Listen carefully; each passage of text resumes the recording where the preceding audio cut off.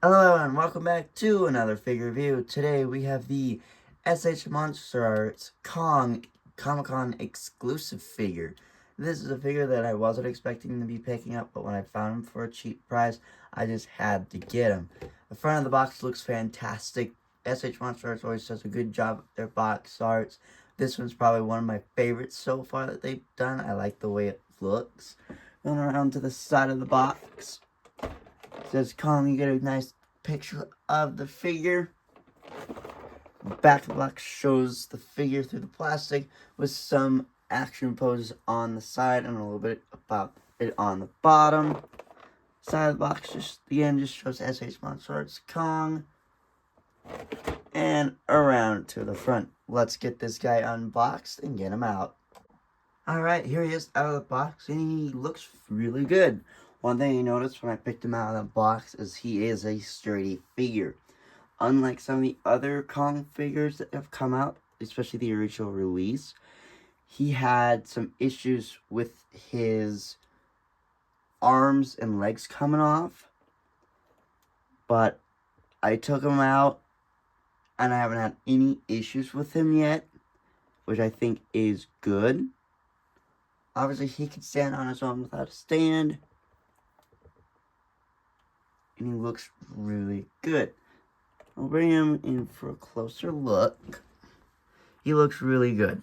He's got a different paint color than his original release, but he looks good. This is a new head sculpt, too, for that angry look. Let me get my light down a little bit closer. The new head sculpt is this growling face, and he looks really good with it. New paint and detail looks good on it. New chest print on him looks good with the scratch marks.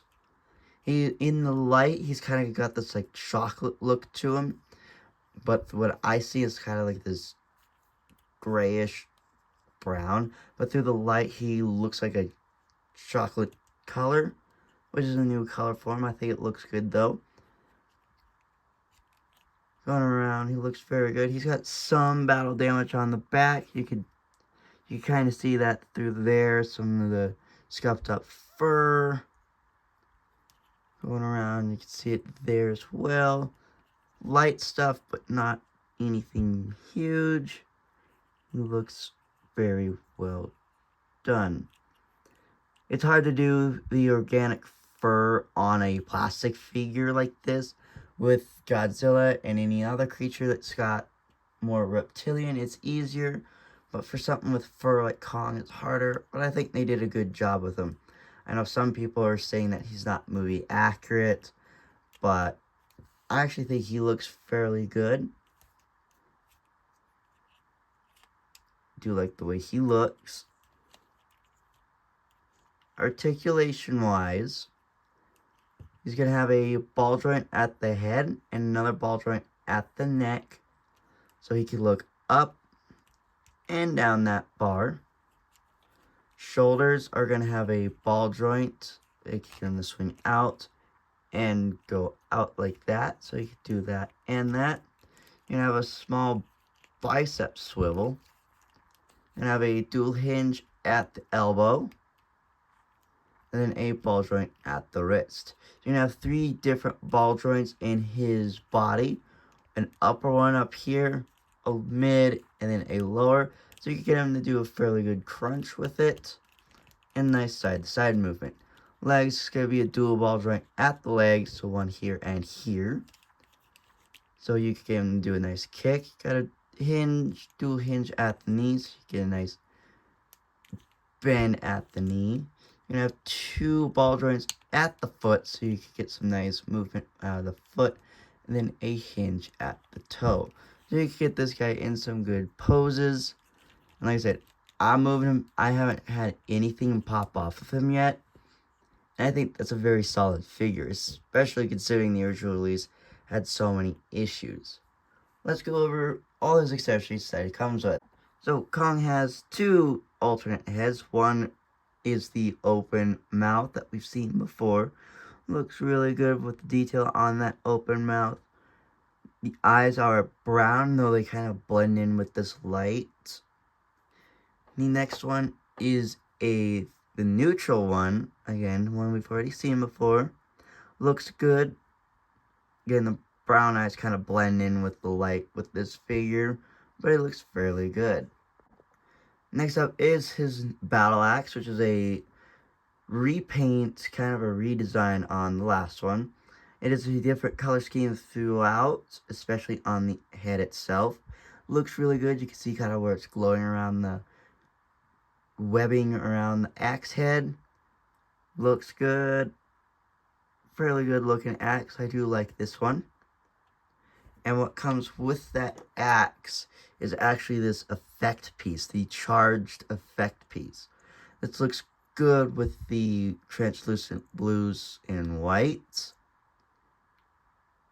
Let me put it on the axe and we'll take a look at it. So here is the charged axe with the effect piece on it. I think it looks fairly good. Again, the colors blend in well. This is a two-part piece for this effect.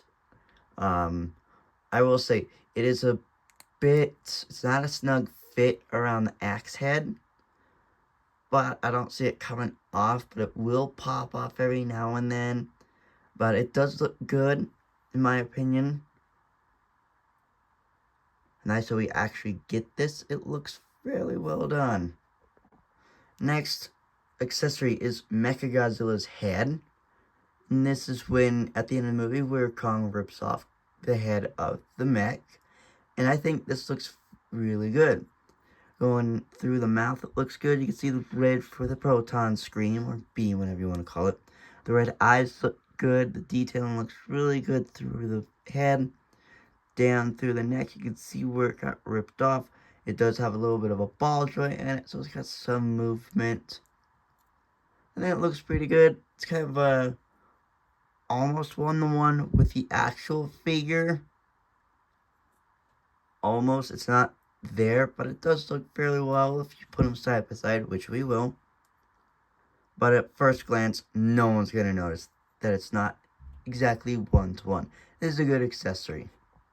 So, the smallest accessory here, we have 3 of the Heave from the movie. They are nicely done. Pretty good detail for their size. You do get 3 of them on these little clear display bendy wire stands. Again, detail looks fairly good on them if I keep the focus because they're so small. But they look good and are pretty good sized with the figures. Next up are a pair of hands. We got multiple different pairs of hands. Kong has several different pairs of hands. So first we have the grabby hands. I think these look fairly well. You can see where you could slide in the battle axe or anything else. Detail on them looks fairly good. Next up, we have the hand where he holds the head, and I'll show you how that works here in a minute. Good looking little hand. I think it works well. We kind of have this pointy hand. It looks good. It's kind of grabby hand, but more of a pointy. It's kind of at the scene on the boat where Kong's talking to the girl. Looks good.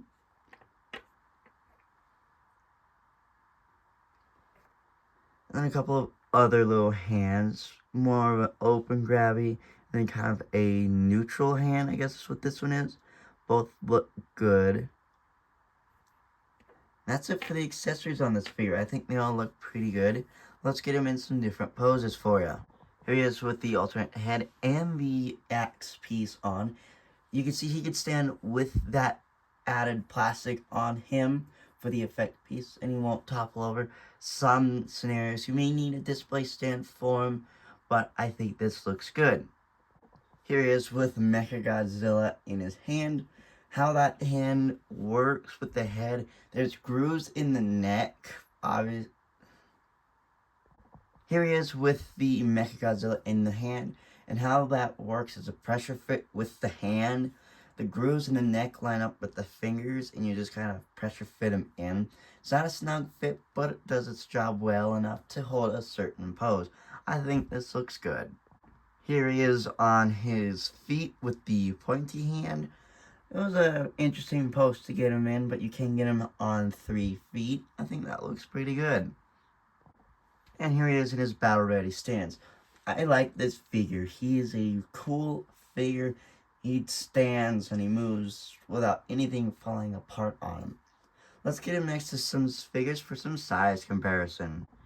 Here he is next to his 2021 original counterpart. They both look good standing side by side to each other. You can see that there are some differences, especially through coloring.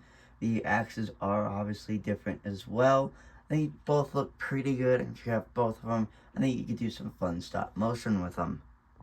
Here is Godzilla sitting next to him from the 2021's figure. I think these both look good together, great for any dynamic shots you want to do with them. If you're in photography or stop motion or just posing them on your shelf, these two would work really well together. And just because here are both by San Diego Comic-Con sitting next to each other, the blue Godzilla and now the Kong sitting next to each other are great for anyone who wants to continue completing their San Diego Comic-Con figure sets. Both of these look good together. Obviously, one's blue, one's a neutral color. They both look good for any of those collectors. So here is Mecha Godzilla sitting next to Kong.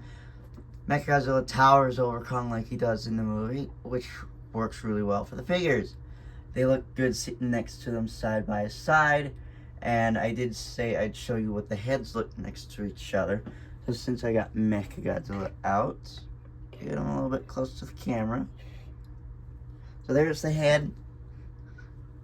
Two heads are better than one. Sitting face to face, they look pretty good one to one next to each other. Gonna be hard with that shoulder pad in the way, but I think they look really good. Again, it's hard to tell with them sitting one by one, but they look really well with each other. No one's gonna notice at first glance anyways.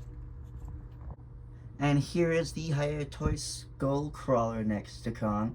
They look really well together, and for, again, anyone who's in the stop motion industry or photography, both these would work really well together.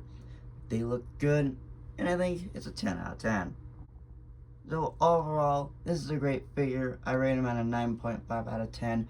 Like I said, I wish the effect piece was a little bit better than just a snap-on piece, but overall, it's a great figure for anyone to add to their collection, especially if they have the original, or they might be considering getting the new SH Kong coming out for Godzilla for X Kong. I'm not sure if I'm going to get him quite yet, but that is an option. This guy's still available for anyone who wants to get him.